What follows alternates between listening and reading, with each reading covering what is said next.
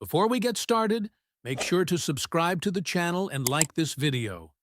That way, you'll always stay connected to our stories and never miss the next adventure. Listen, if you're expecting some grand tale about humanity's superiority in the cosmos, you're going to be disappointed. This isn't that kind of story. This is about Emilia, a perfectly average human cadet who happened to be in the wrong place at the right time, depending on how you look at it. And trust me, the galaxy looked at it in a lot of different ways. The Interstellar Defense Academy, or as everyone called it, the IDA, because apparently even in space we can't escape bureaucratic acronyms, floated in a stable orbit around Epsilon 9, a gas giant so massive it made Jupiter look like a beach ball. The station itself was a marvel of engineering, a spinning ring of metal and composite materials that housed roughly 8,000 beings from 63 different species. Yeah, 63. And they all had to share the same cafeteria. You can imagine how that went. Emilia had been at the academy for about 6 months, what they called the third rotation in IDA speak. She wasn't exceptional, wasn't failing either. She existed in that comfortable middle zone where instructors knew your face, but not necessarily your name.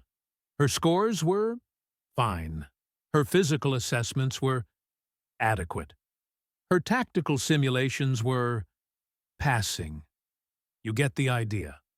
The thing about the IDA was that it wasn't just a military academy. Oh no, that would have been too simple. It was a grand experiment in interspecies cooperation, a shining beacon of unity where the galaxy's various peoples could learn to work together, trust each other, and definitely not harbor deep-seated evolutionary prejudices that occasionally exploded into dining hall brawls. The Academy's motto was "Strength through diversity," which sounded really nice until you remembered that some of that diversity included species that had literally evolved to eat other species in the program.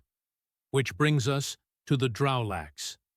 Now, the Drowlax homeworld, Drowl, because apparently they weren't big on creative naming, was what xenobiologists politely called a high-pressure evolutionary environment, and what everyone else called a nightmare death planet, where everything wanted to kill you.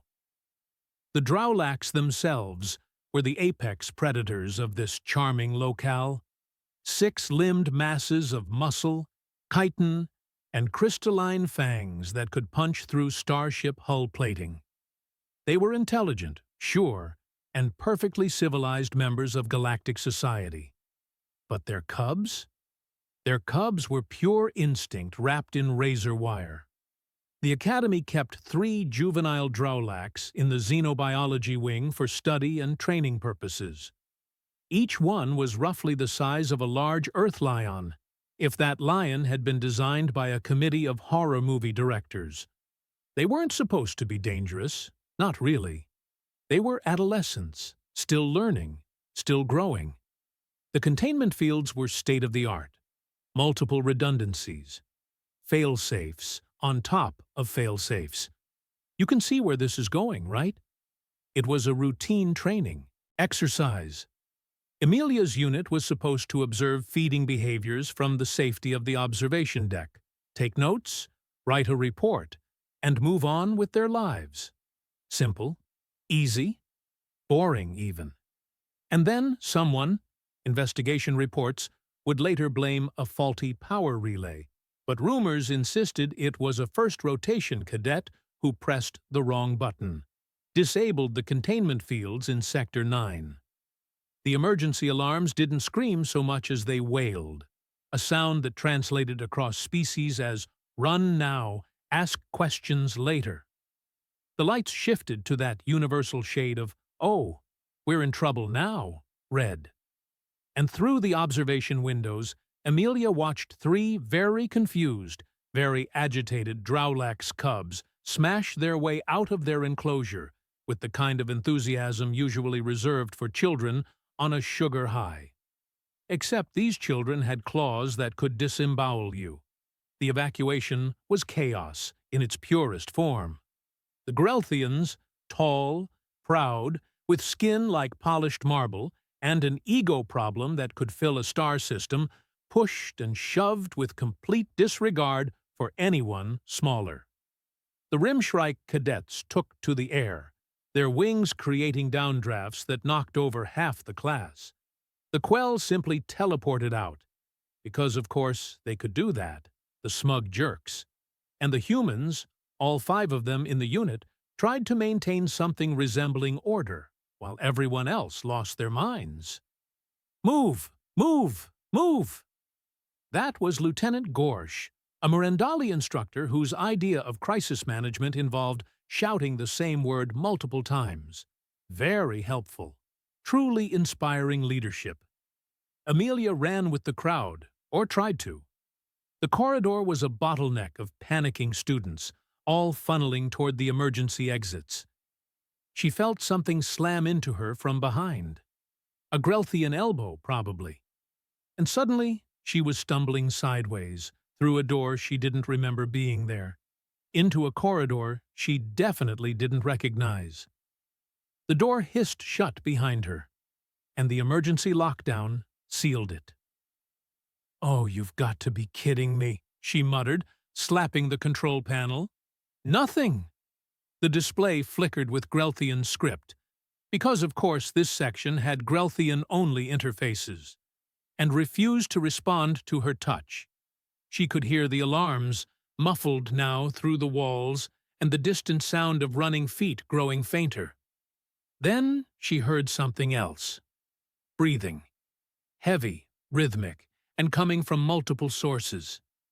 Amelia turned slowly, very slowly, the way you turn when you already know you're not going to like what you see. The corridor stretched ahead of her for maybe 30 meters before ending in a sealed bulkhead.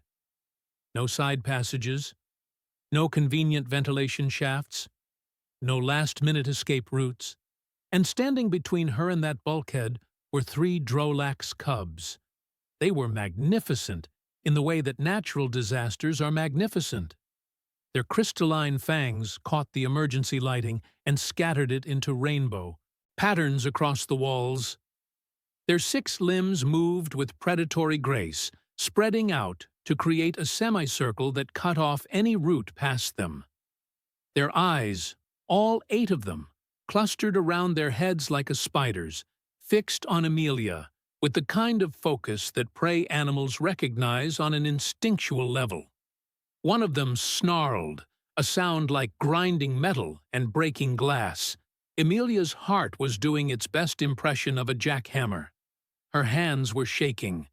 Every single instinct she had was screaming at her to run, to fight, to do literally anything except stand there like an idiot. But here's the thing about being trapped in a dead-end corridor with 3 apex predators. Running just makes you prey. Fighting makes you a threat. And both of those options end with you very thoroughly dead. So Amelia did neither. She could see the tension in their bodies, the way their muscles coiled and released, coiled and released. They were scared, she realized, confused. The sudden freedom, the alarms, the chaos, it had overwhelmed their juvenile minds. They were lashing out because they didn't understand what was happening. Another snarl, closer this time. The lead cub, the one with a distinctive pattern of darker chitin across its face, took a step forward. Then another. Amelia's mouth was dry. Her pulse thundered in her ears. But somewhere in the back of her mind, past the panic and the fear, a thought emerged. These were children. Dangerous, lethal children, yes, but children nonetheless. And children responded to confidence, to certainty, to the kind of absolute authority that said, "I am the adult here, and you will listen to me."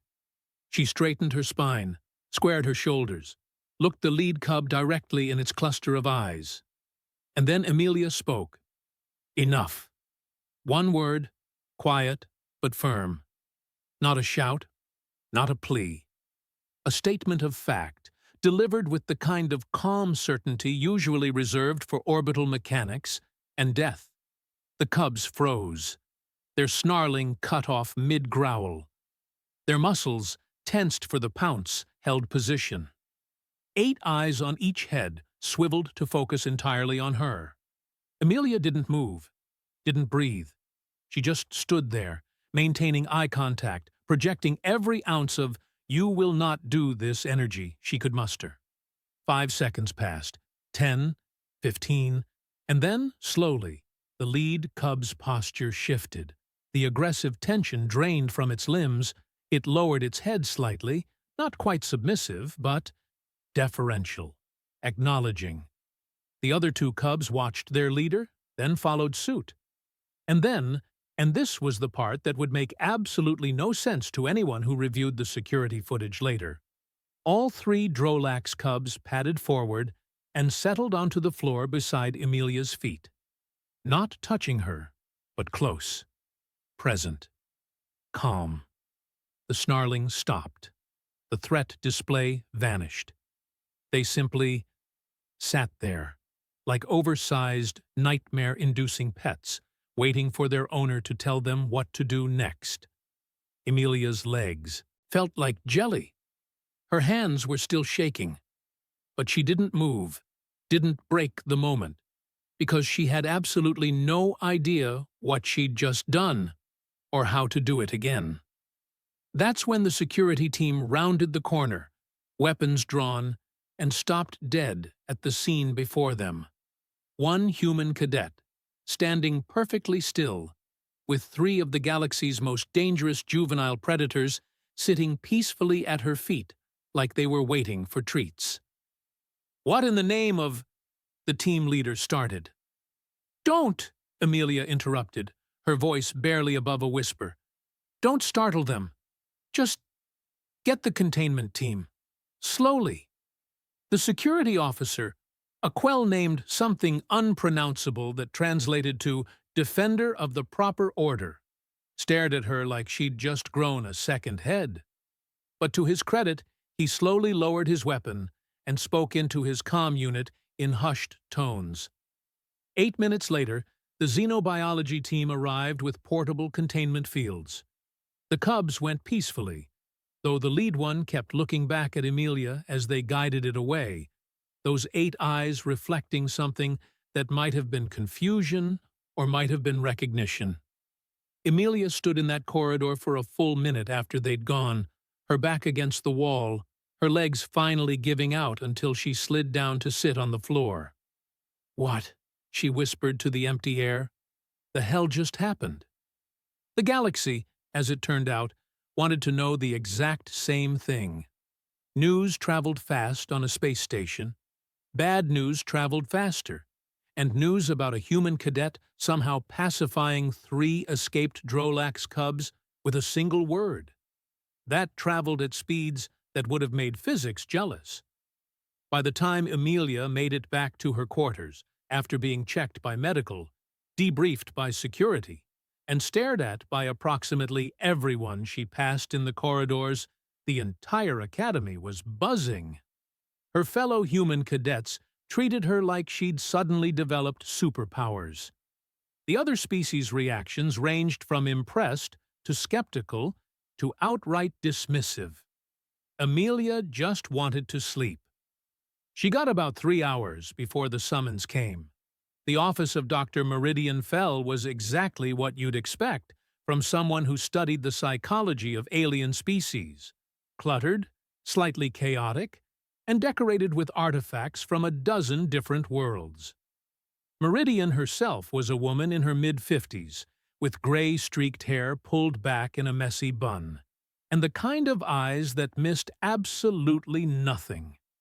She'd been at the IDA for 15 years, and in that time had published more papers on interspecies cognition than most researchers published in a lifetime. She also had a tendency to forget to eat when she was excited about something, which, judging by the cold cups of coffee littering her desk, was the case now. "Sit, sit," Meridian said, gesturing vaguely at a chair that was currently occupied by a stack of data pads. "Just Move those. Anywhere is fine. Amelia moved the data pads to the floor and sat, feeling like she'd been called to the principal's office. Am I in trouble? Trouble? No. Well, maybe. Depends on how you define trouble. Meridian pulled up a holo display and tapped through several files. I've been reviewing the security footage. Multiple angles, enhanced audio, bioscan readings from the Cubs, and I have questions. So many questions. That makes two of us, Amelia muttered. Walk me through it. Not the facts. I have those. I want to know what you were thinking, what you were feeling, moment by moment. So Amelia did. She described the fear, the realization that running wouldn't help, the strange moment of clarity when she understood the Cubs were just confused and scared. She talked about the decision to project calm authority, though she couldn't really explain where that decision came from. Meridian listened without interrupting, her fingers flying across a secondary screen, taking notes. When Amelia finished, the doctor sat back and steepled her fingers. Do you know what you did? Meridian asked. Apparently I got really lucky? No. Well, yes, but also no. Meridian pulled up a new display, this one showing complex charts and graphs that meant absolutely nothing to Amelia. You demonstrated something that we've theorized about, but never actually witnessed in a controlled or uncontrolled environment. You established a cross-species dominance hierarchy through nothing but body language and vocalization. Amelia blinked. What? The Drowlax Cubs recognized you as a pack leader. Not their species pack leader, mind you. They recognized you as a leader, period. Despite having no evolutionary connection to you whatsoever. Despite you being, by their standards, tiny and weak, and made of meat that tears easily. Meridian leaned forward, her excitement palpable. Do you understand how impossible that should be? I mean, I was kind of there, so clearly it's not impossible. Fair point, but here's what's fascinating. The Drowlax don't have pack structures. They're semi-solitary apex predators. The Cubs stay with their mother for the first 2 years, then strike out on their own. There's no complex social hierarchy, no learned deference to authority figures. And yet, they responded to you like subordinate pack members responding to an alpha. Amelia's head was starting to hurt. So, what does that mean? It means, Meridian said, pulling up another screen, that you triggered something deeper than learned behavior. You accessed something primal, something that exists across species boundaries. She paused, then laughed. And the best part? I think it's uniquely human. How is that possible? Meridian stood and began pacing, the way she probably did during lectures. Let's talk about Earth for a minute. Your planet is weird, evolutionarily speaking. Most death worlds produce either massive predators or highly specialized survivors. Earth produced everything. You've got apex predators, sure, but you've also got endurance hunters, pack hunters, ambush predators, and prey species that refuse to die easily. It's a chaotic mess of evolutionary strategies, all competing simultaneously. Okay, Amelia said, not sure where this was going. And humans evolved right in the middle of that mess. You weren't the strongest, weren't the fastest, weren't the most specialized, but you had 3 things that, combined, made you absolutely terrifying. You could outlast anything through persistence hunting. You could cooperate in complex social groups through pack bonding, and you could read and mimic the behavior of other species through social learning. Meridian pulled up an image of Earth, spinning slowly in the holodisplay. Most species in the galaxy evolved with one primary survival strategy. Grelthians, individual strength and intimidation. Quell, telepathy and teleportation, Rimshrike, flight and aggression. But humans? You're generalists. You can adapt to anything because you evolved to understand everything. That sounds like a really fancy way of saying we're mediocre at everything, Emilia said. No, it's a fancy way of saying you're good enough at everything to survive. And that requires a very specific type of intelligence. You have to be able to read threats, read opportunities, read the emotional states of both predators and prey. And more than that, you have to be able to project your own emotional state in a way that other creatures can understand. Emilia thought about the cubs, about that moment when she'd straightened her spine and said, "Enough," with every ounce of certainty she could muster. You're saying they understood what I was feeling? Not understood exactly. Recognized. There's a difference. Meridian sat back down, her enthusiasm dimming slightly into something more thoughtful. Every species has threat displays, mating displays, submission displays, but most species can only read those displays within their own kind, or maybe within closely related species. Humans, though, you evolved to read and project across species boundaries because you had to. Your planet forced you to understand the body language of lions, the vocalizations of wolves, the territorial markers of bears. You became apex predators not through strength, but through comprehension. So when I told those cubs, enough, you projected absolute certainty and authority in a way that bypassed their conscious mind and went straight to their instincts. You made yourself the calm, confident presence in a chaotic situation. And their juvenile brains, still forming, still learning, latched onto that. They found stability in you. Emilia sat with that for a moment. That's actually kind of terrifying. Isn't it? Meridian grinned. And the Academy is going to want to study this extensively, just so you're prepared. Oh, great! I can't wait to be a lab rat. Think of it as contributing to the advancement of interspecies relations. Very noble. Very heroic. Meridian's grin faded slightly. Although I should warn you, not everyone is going to be happy about this. What do you mean? Before Meridian could answer, the door to her office chimed. She sighed and called, "Come in." The being that entered was Grelthian, tall and imperious, with the kind of posture that screamed, "I'm better than you, and we both know it." He wore the cadet uniform, but somehow made it look like formal diplomatic attire through sheer force of smugness. "Dr. Meridian," he said, his voice smooth and condescending, "I heard you were examining the human involved in yesterday's incident. I wanted to offer my perspective as I witnessed the aftermath." "Oro," Meridian said, and Emilia caught the slight edge of irritation in her voice. "How helpful of you." Oro turned his attention to Emilia, looking her up and down like she was a specimen in a jar. "Quite the lucky break you had, human. I'm sure it must be nice to have a moment of notoriety, however fleeting." "It wasn't luck," Meridian said flatly. "Wasn't it? The cubs were already calming when security arrived. The adrenaline had worn off. They were likely returning to their natural docile state." Oro waved a hand dismissively. The humans simply happened to be standing nearby when the crisis resolved itself. Correlation, not causation. First-year logic. Emilia felt a flash of anger. "I was there. You weren't. Those cubs were about to attack." "So you say.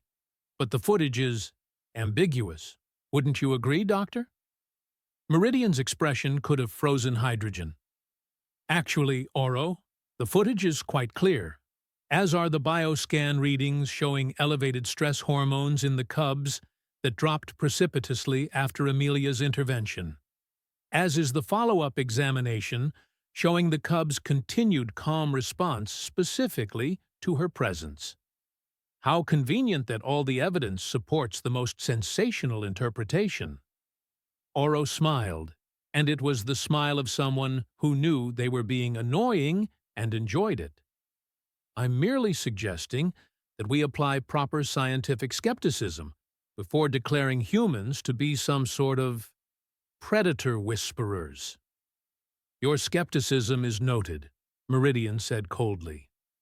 Was there anything else? Just a reminder that the diplomatic corps will be watching this situation closely. We wouldn't want any misunderstandings about humanity's role in the galactic community. With that, Oro nodded once and swept out of the office like he'd just delivered a proclamation from on high. Emilia stared at the closed door. What was that about? That, Meridian said, was about the fact that the Grelthians have spent the last 300 years positioning themselves as the natural leaders of the galactic community. They're strong, they're intelligent, and they've got the diplomatic infrastructure to back up their claims. And they really, really don't like the idea of humans challenging that position. I'm not challenging anything, I just stood there. You stood there and demonstrated an ability they don't have. That's threatening, especially to someone like Oro, whose father is a high-ranking diplomat in the Grelthian embassy. Meridian rubbed her temples. Politics. Why does everything always come back to politics? So what happens now? Now? Meridian smiled, but it was the kind of smile that suggested incoming complications. Now we test the hypothesis properly. Controlled conditions, multiple species, documented results. If this ability is real, if it's replicable, it changes everything we understand about interspecies communication. And if it's not replicable, then Oro gets to be smug, I get to be wrong, and you go back to being a regular cadet.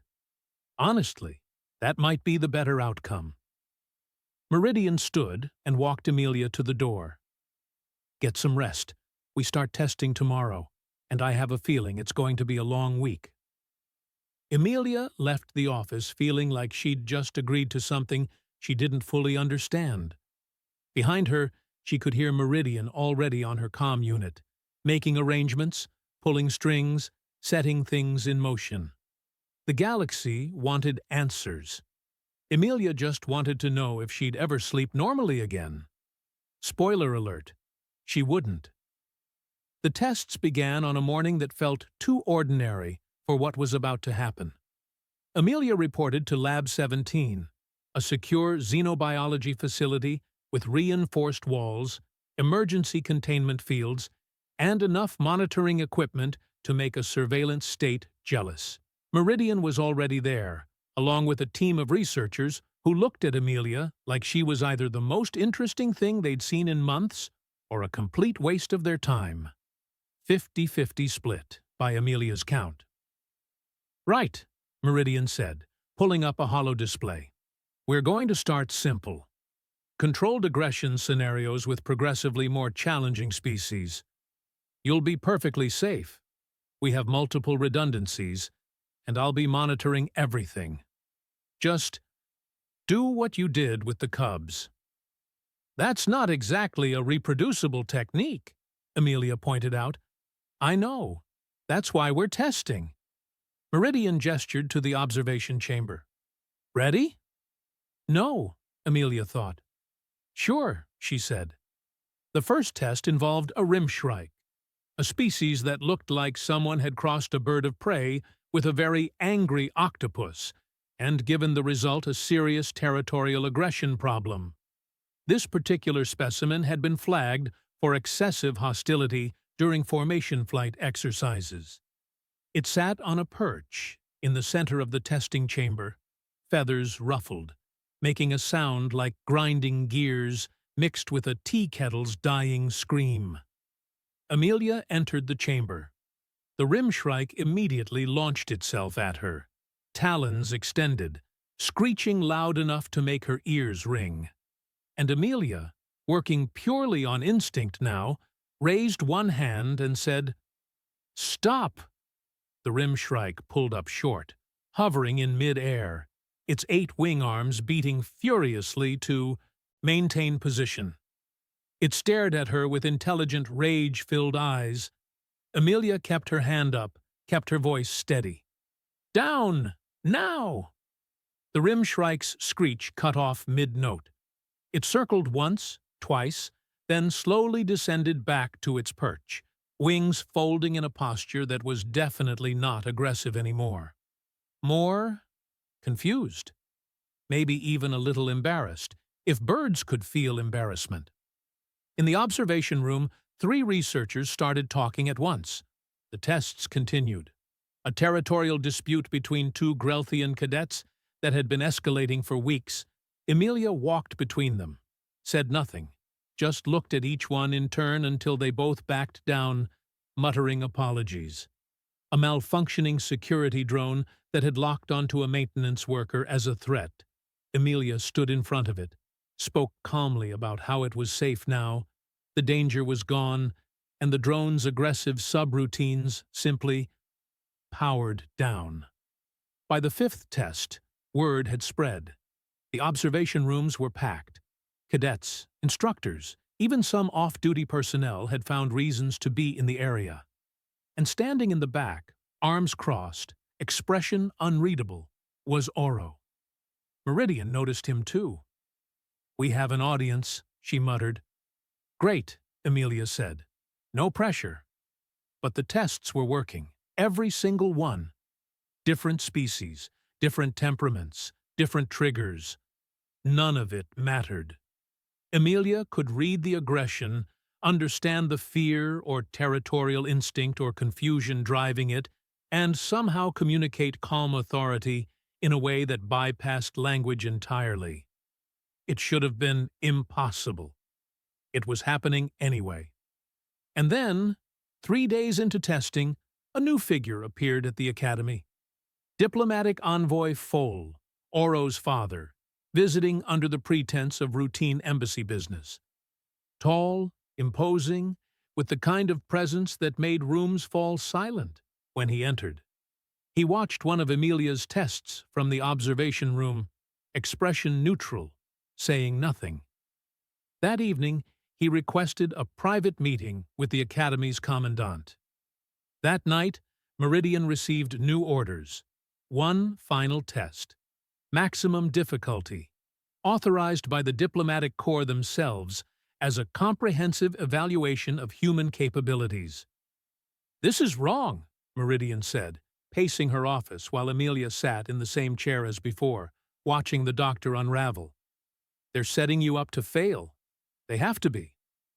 "What's the test?" Amelia asked, though she wasn't sure she wanted to know. "There's a prisoner in the detention wing. Mothraxis species. Expelled from the academy 2 years ago for violent outbursts, has been in custody ever since awaiting transfer to a rehabilitation facility. The species is known for berserker rages. Once they start, they can't stop themselves. It's neurological. And they want me to calm him down, prove the ability works on even the most unstable individuals." Meridian stopped pacing. "I've filed objections. This isn't a test. It's an execution, waiting to happen.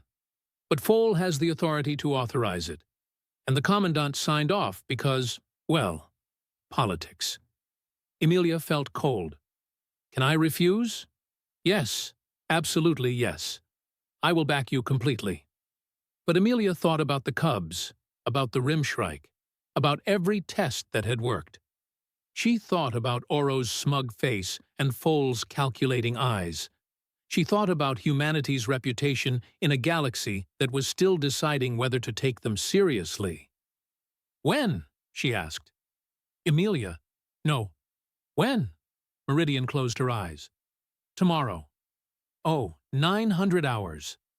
The detention cell was exactly as welcoming as you'd expect. Reinforced walls, energy barriers, the kind of place designed to hold things that really, really didn't want to be held.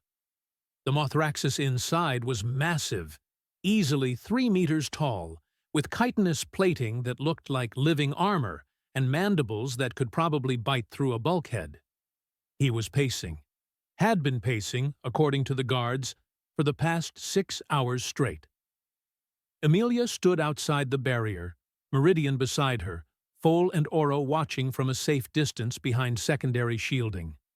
A crowd had gathered again. Everyone wanted to see if the human would fail. "Last chance," Meridian whispered. "We can stop this." Emilia shook her head. "Lower the barrier." The energy field dropped. The Mothraxis turned, saw her, and charged. Emilia opened her mouth to speak, to project that calm authority, to do whatever it was she'd been doing. And nothing came out. Her voice caught. Her confidence, that strange certainty she'd felt in every test, just vanished. She was suddenly, painfully aware of how tired she was, how many tests she'd run, how many people were watching her, waiting for her to perform like some kind of trained animal. The Mothraxis was 5 meters away. 3 meters. Close enough that she could smell the acrid scent of his species' stress pheromones. And Emilia broke. She didn't run, didn't fight. She just stood there and started crying. Big, ugly sobs that came from somewhere deep in her chest, where exhaustion and fear and frustration had been building for days. "I don't know what I'm doing," she gasped out between sobs. "I don't understand this. I'm tired and scared, and everyone keeps staring at me like I'm supposed to have answers, and I don't, okay? I don't know anything." The Mothraxis stopped, 1 meter away, mandibles still clicking with residual aggression, but stopped. Emilia sank to her knees, still crying. "I'm just trying to help, and everyone wants me to fail or wants me to be special, and I'm neither. I'm just tired." The clicking stopped. Slowly, carefully, the Mothraxis lowered himself to her level. His massive frame folded down until he was sitting on the floor across from her. One clawed hand reached out. Meridian tensed, ready to activate emergency protocols, and gently, almost tenderly, touched Emilia's shoulder. A rumbling sound came from his chest. Not aggressive, comforting. You're okay?" Emilia hiccuped, looking up at him through tears. The Mothraxis rumbled again. Then, in halting but clear galactic common, he said, "Pain recognized. Honored." In the observation area, Foal's expression had gone from confident to confused, to something that might have been actual concern. Oro was staring, mouth slightly open. Meridian whispered into her calm, "Get Xenopsych team here now," and someone explained to me what just happened. But Emilia already understood, in that moment of raw vulnerability. It wasn't just authority that connected across species. It was authenticity, truth, the willingness to be broken in front of another being and trust them not to destroy you. The Mothraxis stayed beside her until she stopped crying, his presence solid and patient. And somewhere in the watching crowd, perspectives began to shift. The aftermath of the Mothraxis incident was, to put it mildly, complicated. Foal was escorted from the facility within the hour, his diplomatic immunity intact, but his reputation significantly less so. Authorizing an unsanctioned test using a detained prisoner violated about 16 different Academy regulations, and while he might have had the political clout to avoid formal charges, the court of public opinion was significantly less forgiving. News of what he'd done spread through the station faster than a hull breach, and suddenly the Grelthian diplomatic corps was doing damage control instead of victory laps. Oro, to his credit, had the decency to look ashamed. He found Emilia 2 days later in the Academy's Garden Dome, a rotating section that provided Earth-normal gravity and housed plants from 24 different worlds. She was sitting on a bench near the Terran section, surrounded by roses and lavender and the kind of green growing things that made her homesick. "I owe you an apology," Oro said without preamble, standing at a respectful distance. Emilia looked up at him, tired. "Okay. I allowed my father's ambitions to cloud my judgment. I saw you as a threat to Grelthian standing rather than as a fellow cadet." He paused, clearly uncomfortable with admitting fault. "What I witnessed in that detention cell was humbling. You showed more courage in vulnerability than I have shown in a lifetime of projected strength. Your dad tried to get me killed." "Yes, he did." Oro's expression was pained. "I have formally severed my ties with his political faction. It will complicate my future, but some things matter more than convenience." Emilia studied him for a long moment. He looked genuine. He looked smaller, somehow, less arrogant, more real. "Apology accepted," she finally said. "Don't do it again." "I won't. You have my word." Oro nodded once, formal and precise, then left her to her thoughts. Meridian found her an hour later, carrying 2 cups of something that smelled like coffee, but probably wasn't. Earth coffee was expensive this far from home. "Synthetic," Meridian admitted, handing her a cup. "But it's not terrible." They sat in comfortable silence for a while, surrounded by the ambient sounds of the garden, water features, the gentle hum of life support systems, the occasional rustle of leaves from automated air circulation. "I've been analyzing everything," Meridian finally said. "The tests, the footage, the bioscan data. And I think I understand now what makes this work." "Yeah?" "It's not dominance. It's not even empathy, not in the traditional sense." Meridian set down her cup and turned to face Emilia fully. "It's emotional honesty. Complete, unfiltered, authentic, emotional projection." Emilia frowned. "I don't understand." "Most sentient species learn very quickly to mask their emotions. It's a survival trait, right? You don't show fear to a predator. Don't show weakness to a rival. Don't show your true feelings in negotiations. We all wear masks, all the time, because showing your authentic emotional state can be dangerous." Meridian gestured around the garden. "Every species here has elaborate social protocols designed specifically to hide true feelings." "But humans don't?" "Oh, humans mask too. You're actually quite good at it. But here's the thing. Humans evolved to be readable. Your faces are incredibly expressive. Your body language is obvious. Your vocalizations carry emotional information that other species' communication systems simply don't. You evolved that way because you needed your pack to understand you instantly. Life or death decisions in a hunt don't leave time for ambiguity." Emilia thought about that. "So when I stood in front of those cubs, you projected absolute confidence with zero deception. Your fear was there, sure, but your certainty was genuine. You weren't faking authority.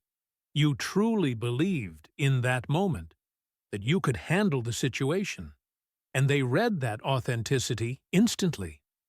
Meridian smiled. "Most species can fake confidence. Only humans can project genuine confidence so clearly that other species believe it on an instinctual level. And with the Mothraxis, you projected genuine vulnerability, complete honesty about your emotional state. The Mothraxis culture values emotional truth above almost everything else. It's part of their berserker psychology. They can't lie about their emotional state, and they respect others who don't lie about theirs. When you broke down in front of him, you showed him the kind of radical honesty that his species considers sacred." Emilia let that sink in. "So it's not that I can control animals or calm aggressive beings. No, you can communicate emotional truth in a way that transcends language and species barriers. You make yourself understood on a fundamental level. Meridian picked up her cup again, which, by the way, makes you possibly the most valuable asset the Interstellar Defense Academy has ever produced. Assuming you want to be an asset. That's a terrifying thought, isn't it? But think about what it means. True diplomatic communication, not translation, not cultural exchange programs, but actual understanding between species that have nothing in common except being alive and having feelings. Meridian's excitement was building again. Do you know how many conflicts in galactic history have come down to simple misunderstandings? How many wars started because one species misread another's intentions? So what happens now? Do I become some kind of interspecies therapist? That's entirely up to you. The Academy wants to create a new program, cross-species liaison training. You'd be the first, obviously, but the goal would be to teach other humans to recognize and develop this ability. Maybe even teach non-humans to better understand human communication patterns. Meridian paused. It's a lot of pressure, a lot of responsibility. And after what just happened, I wouldn't blame you for walking away from all of it. Emilia sat with that for a long time, watching the roses sway in the artificial breeze. She thought about the cubs, about their confusion and fear transforming into calm. She thought about the Mothraxis, about the recognition in his eyes when she'd shown him the truth of her exhaustion. She thought about every test, every success, every moment of connection across the vast gulf of different biologies and evolutionary paths. "I want to see them again," she said finally. "The cubs. Is that possible?" Meridian smiled. "I think that can be arranged." The Xenobiology Wing's containment area was significantly more secure now, with about 19 new redundancies added to the system. The 3 Drolax cubs were in a larger enclosure, with enrichment activities and proper monitoring. They'd grown even in just a few days. Juvenile Drolax went through growth spurts that were almost comical in their speed. When Emilia approached the observation window, all 3 cubs immediately perked up, their 8 eyes focusing on her with unmistakable recognition. The lead cub, the one with darker chitin patterns, moved to the edge of the enclosure closest to her and made a sound that was almost happy. Excited, maybe. "They remember you," Meridian said softly. "The handlers say they've been calm and cooperative since the incident, but they perk up whenever humans are nearby. Looking for you, we think. Can I go in?" Under controlled circumstances, with multiple handlers standing by, and only after signing approximately 30 liability waivers, yes. It took 20 minutes to process all the paperwork and safety protocols. When Emilia finally stepped into the enclosure, wearing protective gear that wouldn't actually protect her from much if the cubs decided to get aggressive, her heart was pounding. But it was different from before. Not panic. Anticipation, maybe. The cubs approached slowly, respectfully. The lead one came right up to her and lowered its head in that same deferential posture from before. Emilia reached out and touched the crystalline plates along its skull. They were warm, vibrating slightly with something that might have been a purr. "Hey there," she said softly. "Remember me?" The cub rumbled, a sound of contentment. The other 2 pressed closer, not threatening, just present, wanting to be near her. "You know what's funny?" Emilia said to Meridian, who was watching from just outside the enclosure. "I still don't really understand what I did, but I think maybe that's okay. Maybe understanding comes later. Right now, this is enough." The Academy's main assembly hall could hold 3,000 beings comfortably. Today, it held closer to 4,000, with people standing in the aisles and sitting on the floors. Every species was represented, every rank from first rotation cadets to senior instructors. The commandant had called a mandatory assembly, which almost never happened, and rumors about the topic had been flying for hours. Amelia stood backstage, wearing her dress uniform, trying not to throw up from nerves. "You'll do fine," Meridian said, adjusting Amelia's collar for the third time. "Just speak honestly. That's literally your superpower." "That's not helping." "Sorry. Okay, how about this? If you mess up, at least 4,000 beings will be there to witness it, so no pressure." "Still not helping." "I'm not great at pep talks." The commandant's introduction was mercifully brief. A summary of recent events, an acknowledgement of the challenges faced, and then Amelia's name being called. She walked out onto the stage, into the lights, looking out at an audience that represented more diversity than Earth had ever known in its entire history. And she did what she'd learned to do. She told the truth. "I don't have a prepared speech," she started. "Honestly, I'm terrified right now. Public speaking wasn't exactly covered in my tactical assessment courses. But I've been asked to talk about what happened with the Drolax cubs, and the tests, and everything that came after. So here it is. I have no idea what I'm doing." A ripple of surprise went through the audience. This was apparently not the inspirational speech they'd expected. "I mean that literally. I don't have some special technique or training. I react honestly. When those cubs were scared and aggressive, I was scared too. But I was also certain that running wouldn't help, so I projected the only thing I had: confidence that we could get through it together. When the Mothraxis charged me, I didn't have some clever plan. I broke down because I was exhausted and overwhelmed, and somehow that honesty mattered more than any strategy would have." She paused, gathering her thoughts. "Dr. Meridian says humans are good at emotional authenticity, that we project our true feelings in ways other species can read and respond to. Maybe that's true, but I think every species here has that capability. We just have to be willing to be vulnerable enough to use it." Amelia looked out at the crowd, at Grelthians and Quell, and Rimshrike, and Mothraxis, and dozens of others. We spend so much time learning each other's languages, studying each other's customs, trying to understand each other's logic. And those things matter. But maybe what matters more is just being honest about what we feel. Showing fear when we're afraid. Showing joy when we're happy. Showing pain when we hurt. Because those feelings, that honesty, that's what connects us. Not our similarities, but our shared willingness to be real with each other. She took a breath. "I don't know if I'm special. I don't know if what I did can be taught. But I know that when I stopped trying to be what I thought everyone wanted me to be, and just existed as what I actually was, scared and tired and confused, but still trying, that's when things worked.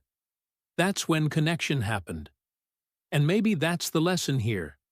Not that humans are better at this than other species, but that all of us are better when we stop hiding." The silence that followed was absolute. Amelia's heart sank. She'd blown it. And then someone started a slow clap. A human cadet in the third row. Others joined in. The Mothraxis delegation stood, their species' gesture of profound respect. Even some of the Grelthians were nodding, looking thoughtful rather than dismissive. The applause built, not thunderous, but genuine, real. 3 weeks later, Amelia received her new assignment, head of the Academy's first cross-species communication program. 3 humans and 5 volunteers from other species, all learning together how to bridge the gaps between different evolutionary paths through the simple revolutionary act of being honest. On her first day in her new role, Amelia visited the xenobiology wing one last time. The Drowlax cubs were being transferred to a proper sanctuary, where they'd grow up with their own kind and eventually return to the wild. She stood at their enclosure and watched them play, already so much larger than when she'd first met them. The lead cub noticed her and came over, pressing against the barrier. She touched the transparent surface, and it touched back from the other side, a mirror of their first meeting. "Be good out there," she whispered, "and if you ever meet any humans, try to remember that we're not all scary predators. Some of us are just trying our best." The cub rumbled, a sound she'd learned meant contentment and recognition, and something close to affection. As Amelia walked away, her comm unit chimed, another incident in the academy, a newly arrived species having a panic response to the station's atmospheric settings, becoming aggressive with handlers who couldn't calm them down. They were requesting her assistance. Amelia smiled, took a breath, and headed for the crisis. Because that's what she did now. She showed up, told the truth, and connected. And in a galaxy full of different species, different languages, different ways of existing in the universe, that simple act of authentic connection was the most revolutionary thing humanity had ever brought to the stars. Not weapons, not technology, not even knowledge. Just the willingness to be honestly, vulnerably, courageously themselves. And somehow, that was enough.